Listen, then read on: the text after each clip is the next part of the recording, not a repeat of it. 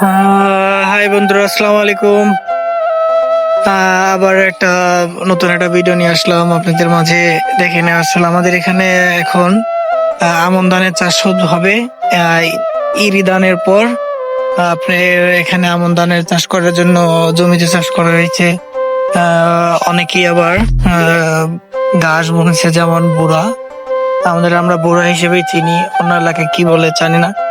এই যে বুড়ো বুনছে, মানে আসলে এরপরে তো মানে আসবে হচ্ছে পানি, বর্ষা। অনেকেই ধান আবাদ, মানে আমন ধান যেগুলো পানিতে হয় সেগুলো আহ করার জন্য আসলে বুনছে আর কি, আবাদের জন্য। আকাশটা অনেক সুন্দর দেখাচ্ছে, অনেক সুন্দর মনোরম পরিবেশ। আসলে বৃষ্টির পরে পরিবেশটা অনেক সুন্দর এবং ন্যাচারাল লাগে, আমার কাছে অনেক ভালো লাগে।